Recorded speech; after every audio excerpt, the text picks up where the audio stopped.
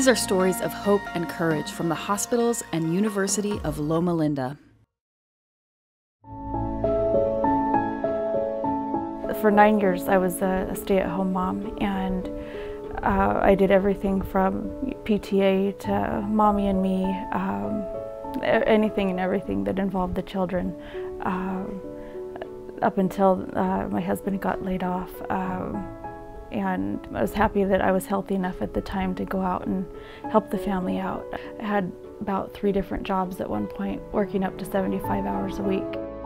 In June of 2011, I found out that we were expecting baby number 4, which was a huge blessing. It was unexpected. The doctors had told us that it would be a miracle for us to have another child. So, you know, it was highly unexpected, but such a blessing. About a month after that, I had gone in for a physical, and I got a phone call. It was actually on my birthday, I believe it was. I had just turned 32, and the doctor said, "You do in fact have breast cancer." So you go from being excited that, you know, you're gonna have a brand new baby, and the excitement turns to worry at the same time. But at that point, I didn't know if I was, you know, even gonna get to keep the baby. We got sent over to Loma Linda, ended up having the mastectomy right at my 3-month mark. If I didn't have the mastectomy, there would be a good chance that I wouldn't be alive to even see the baby. And exactly 6 weeks out of that, I started chemo, and I was on chemo until I was 32 weeks pregnant, and was told by the oncologist that if my body didn't, and the baby as well, didn't have exactly at least the bare minimum of 4 weeks out of chemo, that it could be deadly for both of us because our immune systems were compromised. We were praising God when we hit the 36-week mark, and Chase was born December 31st, so it's a New Year's Eve baby. I told the kids that every year the entire world will celebrate his birthday, but they just don't know they're celebrating his birthday. He's our miracle baby. He's such a huge blessing to our entire family, especially after all that we went through. We all needed something to give us hope.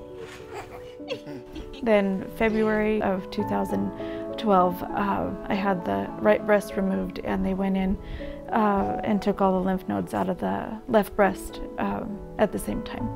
And they gave me almost exactly 6 weeks, again, recovery out of that one, to start radiation. And God has been so good through it all. Their goal was to cure me and not just treat me. So as of right now, I am cancer-free. The diagnosis was actually a blessing in disguise. It had allowed me to slow down and really focus on what was important in life. I find the most enjoyment the kids, from helping them with their homework to riding horses to watching them play in the yard. There's very rarely an animal that I will tell them they can't have. I love every moment with them. Once you're faced with possibly not having them and the thought that, you know, they might not have their mommy, it really tends to make you reprioritize just how important everything is. To me, life in general is what I celebrate every day waking up. Just being able to wake up every day, really, from the air that we breathe to changing diapers. I mean, it all becomes enjoyable.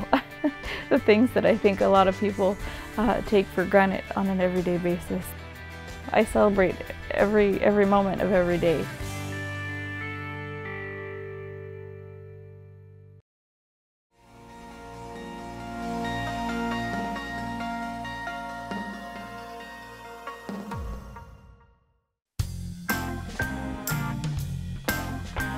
Mary Hicks has always had a competitive side in her. Woo! And at 77 years old, she's still set on winning. I need to practice some more. But now, her battles are different than they were back in her college basketball days. 4 months ago, I was diagnosed with breast cancer. And I said, oh no, it's not any time to do any crying. We got to go to work now. Let's see, how are we going to fix this thing? This grandmother's gung-ho attitude stems back to her childhood.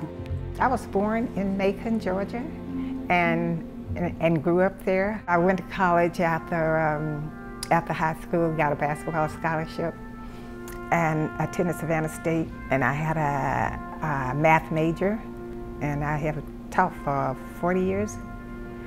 I wanted to go into math for number one. I looked around, there wasn't any female math teachers. They were very, very limited. And I said, oh, this thing needs to change. So that was my motivator, just observing women not going in this field because they were discouraged not to go in there. That was number one. We were told we were supposed to stay in the kitchen, in the home, and do the housework. So I said, oh no, I'm not going to do that.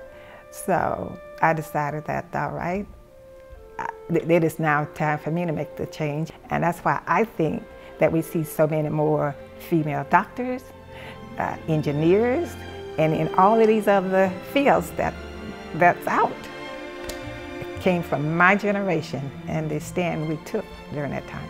I look back when I walk into the doctor's office now, sometimes I tell them, wow, I'm proud to see you here. Because at one time I'd walk in there, all I saw was, no offense guys, but all I saw was male doctors. Sometimes now I'm at Loma for lunch, and a couple of them will walk in. They say, oh, aren't you Mrs. Hicks? And they go back and tell me of being in my classroom and how I had encouraged them to go into the field that they were going into. I said, oh, you were listening. About a week after Mary's diagnosis at Loma Linda, doctors performed surgery to remove the tumor. When I went back for the consultation on the lumpectomy, she was rather pleased with what she saw, and she said they had got it all that she could see, but the human eye cannot tell the difference in the normal cells from the abnormal cells. So to make sure they got them all, they need to do radiation. Chemotherapy wouldn't be needed because it hadn't spread it beyond the margin. I learned that I had a choice between the proton and the standard radiation. When they do proton radiation, because it's targeted to just the area where the lumpectomy was performed, first of all, it spares the rest of the breast, and secondly, it takes only 10 days instead of 5 to 7 weeks. At Loma Linda University Medical Center, doctors are in a clinical trial on proton treatment for breast cancer. Dr. Bush and his colleagues were asking the question, can we use proton to lower the risk of side effects but still have excellent results in having the cancer not come back? And the original parts of the study showed exactly that. Very low side effects, very, very low recurrence. In fact, better than other studies had shown with conventional radiation. Standard radiation that's available at pretty much all radiation centers would be treatment with what we call photons or X-ray treatment. And the difference between kind of regular radiation or photons and proton radiation is that X-rays or photons tend to go all the way through, meaning that there's no stopping to the beam. So when you aim that beam at the patient, it penetrates from skin to skin, in one side, out the other. What protons will do is they will penetrate to a certain depth and then stop. And the majority of the energy deposited happens just before the beam stops. And we can control where that stopping happens. We can make the beam go to a certain depth and stop, thus making the dose of radiation actually get deposited where we want it to, instead of kind of traveling all the way through the body. And I said, well, okay, I'll take the proton. Step 1 of proton treatment, getting fitted with a breast cup. Step 2, creating a custom-made mold of her body called a pod. Are you ready? Yes, I am. All right. So you're gonna get up on here, okay? Good thing I went to the gym. Yeah. You're mobile, that's what we like. She's very, very limber. All right, now we're just gonna slide you over here a little bit, and then we can access both sides, and we're gonna mix up this two-part foam over here. You'll hear the blender mixing, and it's just expanding foam, and we're gonna pour it in, and then we're gonna wait a few minutes. You're gonna feel it rise up around you, and then once it hardens up, it's gonna solidify. We'll just tape it down, and that'll be your device. This will help Mary remain still during treatment, so the proton beams hit the tumor in the same exact location during each session. It won't get on you, we promise. We haven't glued anybody in a pod yet. Yep, slowly rising up, so once it gets to the edge, then we'll tape it down. You enjoying it? Yeah. All right, that's what we like to hear. It's very comfortable, so it's not too hot. It's like just right. An electric blanket? Well, it feels more cozy. Okay. After 15 minutes, her pod is created. Check it out, it's yours. So, custom made for only you. Step 3. A CT scan is taken to determine the best path for the proton beam to travel. From these images, a device called an aperture is then constructed to form the shape of the beam. During the next couple days, the team designs her customized treatment plan. Mary is now ready to enter the gantry. The gantry is just rotating around to your side. We're going to start on your left side, okay? First, the Proton team takes x-rays to make sure Mary is lined up in perfect position for the proton beam. Once we get you lined up properly, everything's where it should be. We're going to load up that nozzle with your beam shaping devices. The ones that were made just for you, and for the field that we're going to treat. You have an aperture and a bolus, a metal aperture which shapes the area, and then the bolus which helps control the contour of the beam, or the depth of the beam. This was some pleasant trip. I didn't feel anything. I didn't feel stress, pressure. It was relaxing. After 10 short days of proton therapy, Mary's cancer treatment is complete. So it was just like a regular routine, and it also worked right into my exercise and plan. So I didn't feel like I was doing anything different. When I talked to the doctor, she said, "You are already cancer-free." I said, "Oh, thanks very much. I'm going to relax. It's gone." And so let me continue on with my life. My days are full of activities. I'm never bored. It's a beautiful life.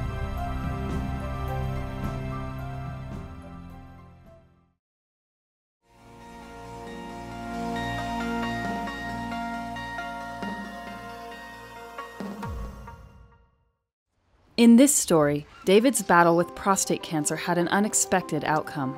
I was a career officer in the United States Public Health Service for 30 years. I lived in Denver for a good many of those years, where I raised a family. I have 2 grown daughters. I'm a grandparent. I retired from full-time work in the year 2000, and then we approached the year 2007, where I found out that I had prostate cancer. I just happened to notice U.S. News and World Report when there was an advertisement by Loma Medical Center in that issue with an 800 number to call. And I thought to myself, wow, no one had ever mentioned this option, the Proton program, before to me in Denver. My journey to Loma Linda, California, was a wonderful experience. You know, there's kind of a little saying among a lot of the radiation patients here, it's a radiation vacation. But you know, the people back home don't know that. They think you might be suffering, and they're calling, how are things going? Are you hurting? You know, you play on it a little bit in the beginning, but as time went on, and you know, they would call, and I'm sorry, I'm in the middle of a dancing lesson. Could I call you back and, you know, on a dancing lesson? You're not in bed, you're not resting? No, I was just going on pretty much as during as I did before. You know, I knew I was going to be here for a while, 9 to 10 weeks here, so make the most of it. And the program really helps you make the most of it. I've volunteered as a pianist in the Children's Hospital and really enjoyed that.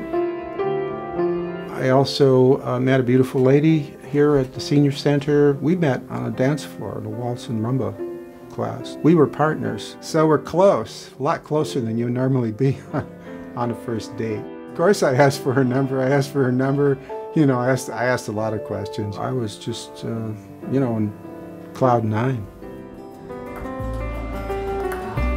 I'm as active or more active now in my 60s than I was in my 50s for sure, and maybe even my 40s.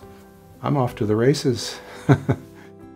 I'm trying to celebrate life by being the best person that I know how to be, including being a spokesman for the Proton program here at Loma Linda University.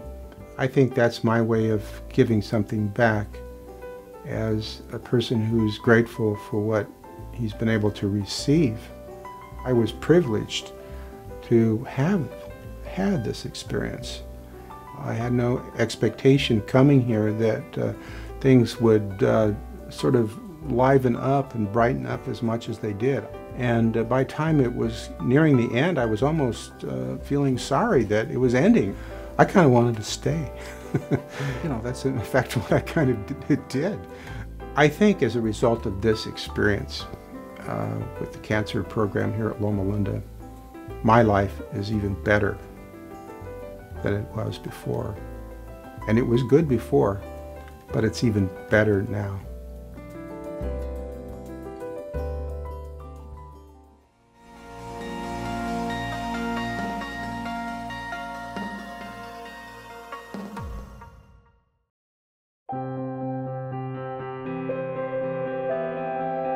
When Thomas Clorer was diagnosed with prostate cancer in 2010, he immediately began a search to discover the best treatments available to him. This search led him to Loma Linda University Medical Center and ultimately to a new type of technology, Da Vinci robotic surgery. When it was determined that I would need the Da Vinci type of surgery, it was recommended that I go to a facility that the doctors had done hundreds of these, if not more than hundreds, and that the individual doctors had done hundreds of these. There are 3 major facilities in the Southern California area that fit that criteria, and of course Loma Linda is one of them. Behind me is a Da Vinci robotic surgical system. This system allows complex operations to be done inside the body using the small instruments attached to the robotic arms, controlled by the controller that is on the console behind me. The system is manufactured here in California, up in Sunnyvale. We've been doing robotic surgery here at Loma Linda for about 7 years. From the beginning, Thomas took an interest in the technology behind the Da Vinci system. I've been into computers very early on, you know, since Radio Shack came out with the very first color computers. And I maintain a computer lab for the homeless people in Redlands at the Home Again facility. The Da Vinci machine seems to be a parallel to that other interest of mine, my interest in computers. The controller has computer software and electronics that allow hand movements to be replicated by instruments, and those instruments mimic the human hand and wrist motion. So the same motions that you do on the controller will be miniaturized to the robotic instruments inside the body, allowing you to perform surgical maneuvers such as cutting, dissecting, or sewing. It does take a large commitment on the part of the surgeon to essentially learn a new paradigm of operating. For Thomas, there were several advantages to choosing robotic surgery over traditional prostate surgery or other procedures. The obvious benefit is that you take miniaturized instruments that mimic hands and you put them inside the body. So the incisions, instead of being large for a prostate operation, you're now using punctures The punctures heal much more quickly, there's much less scarring, there's less pain. The idea is to do the same or better operation while being less invasive. The benefits are the recovery time. It's anticipated that I'll only be in the hospital for 1 day. That was certainly encouraging. And then the healing time, naturally, because the less invasive nature of it, the healing time after the surgery was much less. My wife and I are very Christian people, and we like the religious ethic of Loma Linda. It's very, very important to us. You can see that in the people that work there, all the people from the doctors to the professional nurses and staff, all the way down. People are very committed, and that was important to me.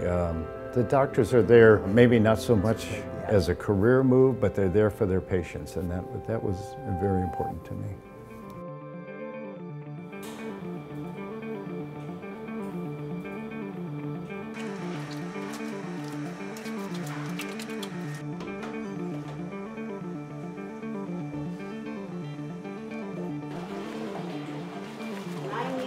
Typically, when you do a complex surgery, you're able to put your hands inside.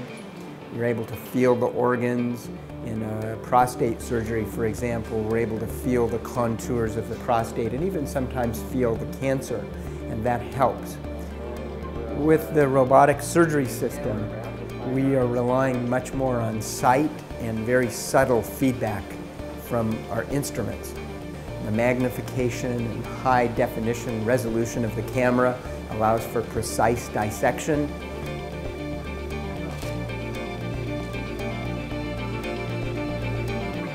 Surgeons completed the surgery at 4:30 p.m.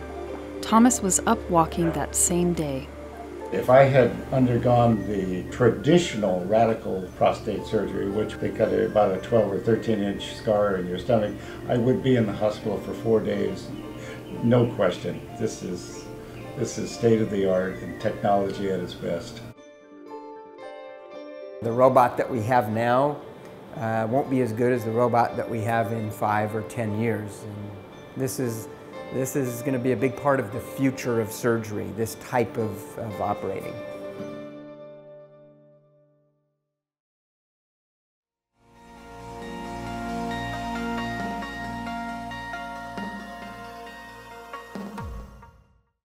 Ready, set, believe! The 5th annual Believe Walk in Redlands, California brought 12,000 people together to unite against cancer. Kathy and I were diagnosed approximately the same time. Annie is down the survivorship road a bit more than us. You know, when you're diagnosed, it's really tough. But these two wonderful women came into my life, and I've been blessed. Our community was so wonderful in supporting us during our treatments, and it takes a whole community to heal a patient. It really does. If you want to do a fun walk, you have to go to San Diego or to LA. Everywhere but the Inland Empire. So we girls decided, how hard could a walk be? Yeah, so we said, oh, well, let's go to Jack. Let's see what he'd say. They come in threes. Just like that Stater, 3 for $1, right? He'll give us a donation. Maybe he'll be a sponsor. Sure, he'll help us. But when he heard what we were thinking, he immediately embraced it. He just took us this event, the Believe Walk, under the nonprofit umbrella of Stater Brothers Charities, which was huge. It could not happen without Stater Brothers family behind us.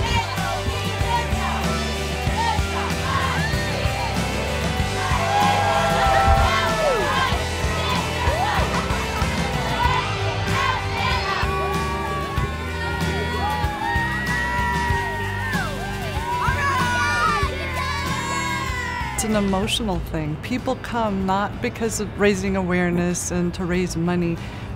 but it's emotion. People are healing, people have lost people, people had a memorial for a family member that they all gather, and it's meeting a lot of different needs, which is huge. I walk because we all need to have hope, and these races do give us hope. To make people aware, to help raise money for research. I think it's very nice and supportive to help out other people and to raise the money for them. For this year's walk, we raised $500,000. We're really excited that part of the legacy of the walk is the Patient Resource Center at Loma Linda University Cancer Center. When we first started the walk, we went to Loma Linda and we made a commitment for $750,000 to open the Patient Resource Center, and we are very excited and proud we were able to meet that commitment in 3 years.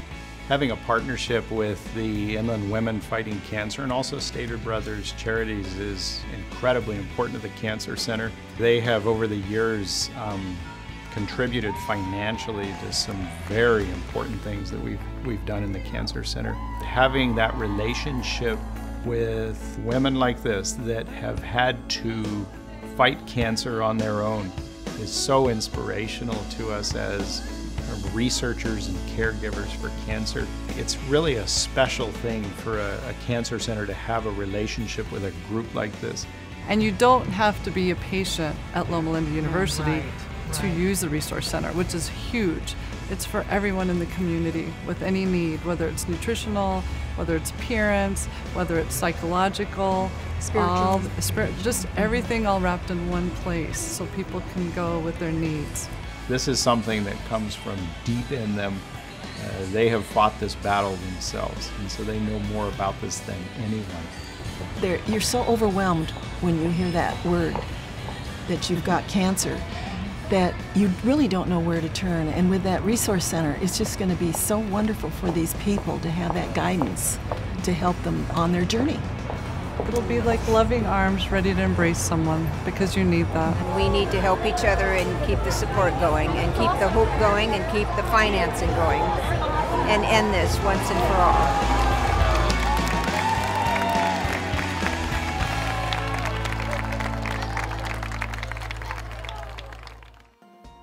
Thank you for joining us. The next episode features stories from Children's Hospital.